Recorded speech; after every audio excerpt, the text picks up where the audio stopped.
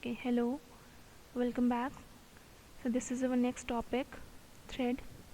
In our previous lecture we have understood what a process is, and we know we can further divide a process into multiple sub processes so that we can execute our processes comparatively faster. We can reduce the response time, but can we reduce the response time further? So the answer is yes. And how we can do that? By implementing multi-threading. So before we understand what multi-threading is, let us understand the concept of thread. So let's start our discussion with what is a thread, and let's begin with the introduction. So what is a thread? Thread is nothing but a simplest subset of a process. What is a subset? If we have a process and we divide it into smallest segment, then the smallest unit of that particular process is known as thread. So in this way we can say we can have multiple threads of a single process. क्या benefit होगा ऐसा करने से? We can achieve parallelism.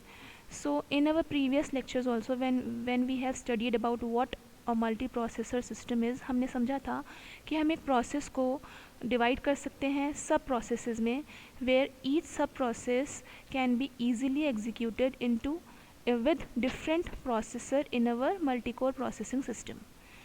इस तरह से हम parallelism करवा पा रहे थे. नाउ यही चीज़ हम फर्दर ज़्यादा रिस्पॉन्स टाइम को बेहतर करने के लिए अचीव कर सकते हैं बाय इम्प्लीमेंटिंग. यहाँ पे हम मल्टीपल थ्रेड्स जैसे for example if we have a process P, we can implement this process by dividing it into multiple threads. So we have three threads, first, second and third.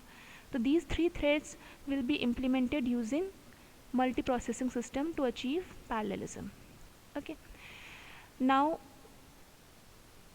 अगर कभी भविष्य में हमसे पूछा जाए what is a thread and what is the basic difference between a thread and a process, तो there is a fundamental difference with respect to structure of a process and a structure of a thread.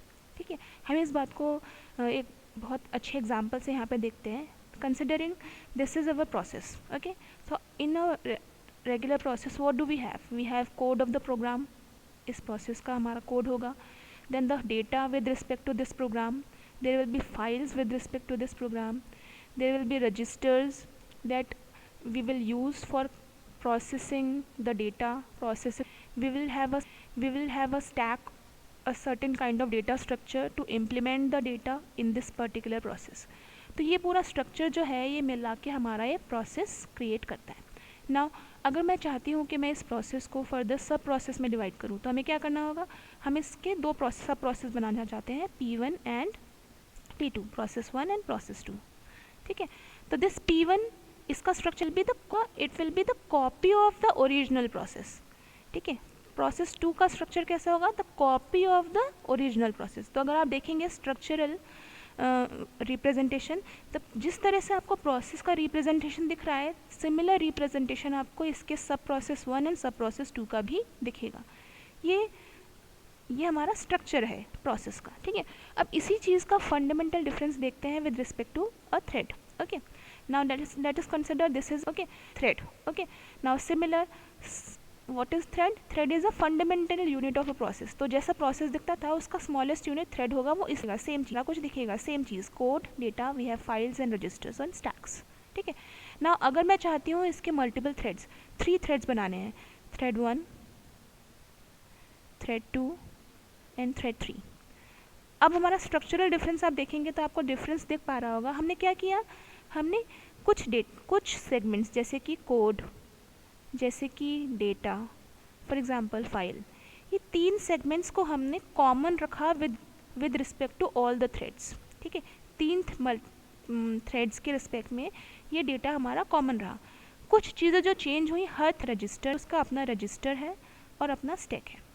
Now thread 2 will have its own register and own stack. Similarly thread 3 will have its own register and own stack. तो इस तरह से हमारा structure change हो गया. तो जहाँ पे हम अगर प्रोसेस का सब प्रोसेस क्रिएट करना था तो हमारा स्ट्रक्चर कहता था it will be copy of the original structure.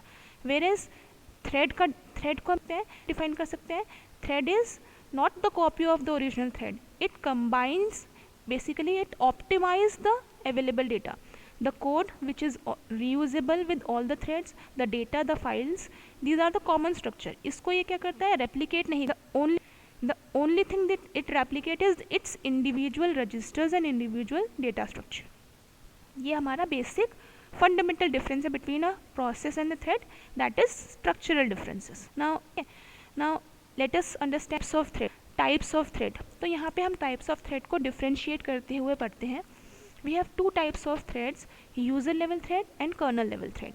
Okay, what is the difference between a user level thread and kernel level thread? Implemented by user. जब भी हम implemented कहते हैं मतलब क्या होता है कि हम create करता है यानी यूज़र एप्लीकेशंस इसको क्रिएट करने में केपेबल है. इम्प्लीमेंटेशन के अंदर एग्जीक्यूशन फिलहाल ठीक है, एग्जीक्यूशन के लिए इसको ऑब्वियसली ऑपरेटिंग सिस्टम की ज़रूरत पड़ी. इम्प्लीमेंटेशन आइदर क्रिएशन और updation, it can be done with the help of user only, whereas kernel level threads are implemented by operating system. kernel level threads जो होते हैं वो ऑपरेटिंग सिस्टम के interference के बाद ही क्रिएट किए जा सकते हैं, वो इंडिविजुअली किसी यूज़र की हेल्प से क्रिएट नहीं होंगे.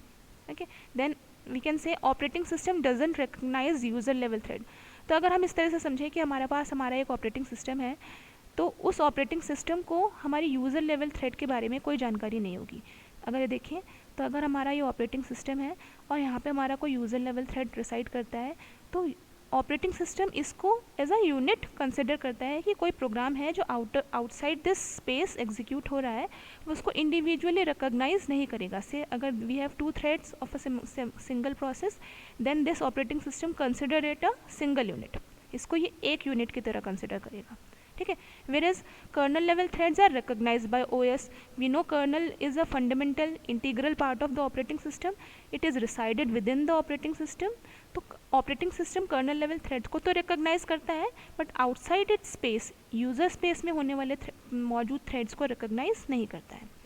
ठीक है, next is implementation of user level thread is easy. इसीलिए इसका इम्प्लीमेंटेशन ईजी है क्योंकि इसमें ऑपरेटिंग सिस्टम का कोई इंटरफेरेंस नहीं है, इसमें यूज़र अपने ऑपरेशंस को खुद परफॉर्म करने में केपेबल है. Whereas implementation of a kernel level thread is complicated because हर क्रिएशन, हर इम्प्लीमेंटेशन के लिए उसको ऑपरेटिंग सिस्टम का परमिशन, ऑपरेटिंग सिस्टम का इंटरफेरेंस रिक्वायर्ड है. Okay, now next is context switching time is less. What is context switching? अगर हमारे पास, हम इस डायग्राम से समझ लेते हैं, अगर हमारे पास 3 थ्रेड्स हैं और इस थ्रेड से मुझे इस थ्रेड में स्विच करना है, then this switch is basically passing the control to the next thread is known as context switch, and this switching is easy in user level thread and it requires less amount of time, whereas यही context switching अगर मैं kernel level threads के साथ करूँ तो उसमें समय ज़्यादा लगेगा compared to user level thread and it is little complex as well. ठीक है, तो कंटेक्स्ट स्विचिंग के लिए कोई हार्डवेयर रिक्वायरमेंट नहीं है, यूज़र अपने is individually capable to perform context switching, whereas in kernel level thread hardware support या ऑपरेटिंग सिस्टम का support is required. The next and very important difference is, अगर हमारा this is our operating system space, this is our user level space. अगर user level space में हमारे पास 2 threads हैं और इसमें से हम कंसिडर करें हमारा थ्रेड नंबर 2 किसी वजह से, एरर की वजह से करप्ट हो जाता है, तो ऑपरेटिंग सिस्टम, अभी जैसे हमने थोड़ी देर पहले समझा था कि ऑपरेटिंग सिस्टम इसको अलग अलग थ्रेड्स की तरह से नहीं देखता है, इसको सिंगल यूनिट की तरह से देखता है.